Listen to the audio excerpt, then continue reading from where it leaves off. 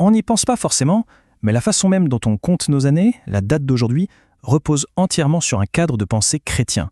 C'est devenu une norme mondiale, une sorte de colonisation du temps qui s'est imposée presque sans qu'on s'en rende compte. Spontanément, on se dit que notre ère commence avec la naissance du Christ. Logique, non? Sauf que l'histoire, elle, est bien plus complexe. Pour vraiment comprendre d'où vient notre calendrier, il faut remonter à un événement bien plus sombre. Oui, croyez-le ou non, c'est la crucifixion qui a d'abord servi de point de repère, d'encre au temps chrétien. C'est cet événement-là qui, pendant des siècles, a structuré le calendrier des premiers croyants. Voyons un peu comment tout ça s'est mis en place. Pour bâtir une chronologie solide, la toute première chose à faire, c'est de trouver un point de référence fiable, une encre indiscutable dans l'histoire, en dehors des textes religieux. Et dans le cas de la crucifixion, cette encre, c'est un personnage historique que tout le monde connaît. D'un côté, il y a les évangiles qui nous racontent la passion. Mais pour un historien, il faut plus. Il faut un pivot, un lien avec la grande histoire.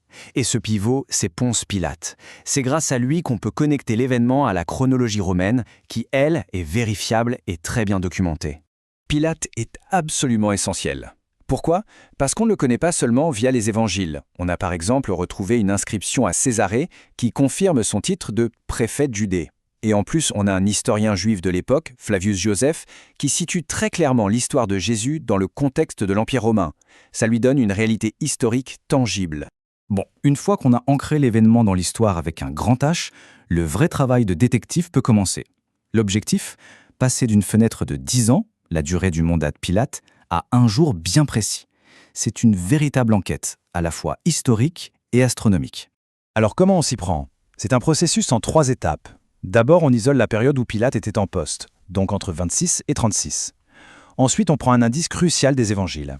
Ils s'accordent tous pour dire que la crucifixion a eu lieu un vendredi, qui était aussi le 14e jour du mois juif de Nissan. Et enfin, l'astronomie vient à la rescousse pour confirmer le tout. Et voilà, après avoir croisé toutes ces données, une date sort du lot, le 3 avril de l'an 33. Pourquoi celle-là? Parce que ce jour-là, tous les critères sont réunis. Le 14 Nissan tombait bien un vendredi, et, le détail qui tue, une éclipse partielle de lune était visible depuis Jérusalem ce soir-là. Cette lune de sang, comme on l'appelle, fait converger tous les indices vers cette date précise. Mais attention, il faut se remettre dans le contexte. Notre calendrier n'existait pas du tout. Pour un Romain, on était en 786 après la fondation de Rome. Pour un Juif, en 3793 après la création du monde. Autant dire que cet événement, qui allait plus tard redéfinir le temps pour des milliards de gens, est passé complètement inaperçu sur le moment. On en arrive maintenant au tout premier système de datation chrétien. Et c'est là qu'on découvre une chose assez fascinante. Pendant presque 2 siècles, tout le calendrier chrétien était organisé non pas autour de la naissance, mais bel et bien de la mort du Christ. Tout bascule en 325, au fameux concile de Nicée. Là, la crucifixion sous Ponce Pilate n'est plus seulement un récit, elle devient une vérité centrale de la foi, inscrite noir sur blanc dans le credo. Cet ancrage théologique va très logiquement devenir un ancrage chronologique. L'événement fondateur de la foi devient le point de départ du temps. C'est ainsi que naît l'ère de la Passion. Mais attention, ce calendrier n'avait pas pour but de compter les années de façon linéaire comme on le fait. Son objectif était purement liturgique. Il servait à calculer la date de Pâques, la fête la plus importante qui commémore justement la mort et la résurrection. Tout tournait autour de ça. Et puis, en l'an 525, tout change. Un seul homme, un moine, va avoir une idée qui va redéfinir le temps. Pas seulement pour les chrétiens, mais pour le monde entier. Et ce, jusqu'à aujourd'hui. Ce moine, c'est Denis le Petit. Et son idée est, pour l'époque, une vraie révolution.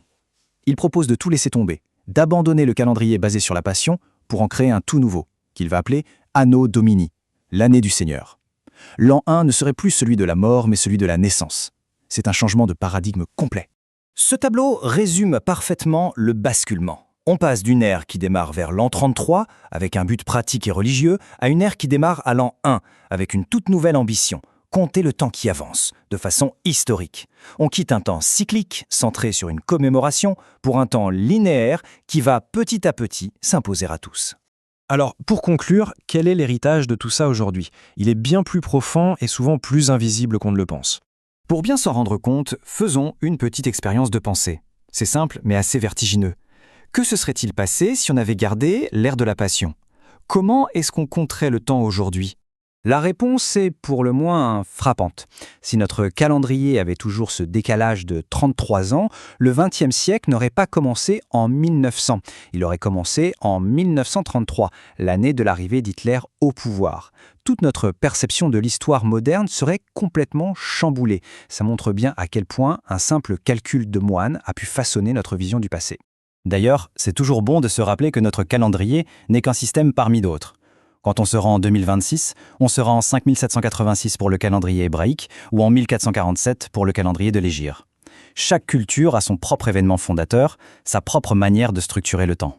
Et c'est sans doute ça la pensée finale la plus puissante. À Jérusalem, aujourd'hui, l'espace est disputé, les lieux saints sont revendiqués, parfois violemment. C'est un conflit visible, physique. Et pourtant, le temps, lui, le temps chrétien, s'est imposé de manière douce, presque invisible au monde entier. C'est une conquête silencieuse, mais sans doute la plus totale et la plus durable de toutes.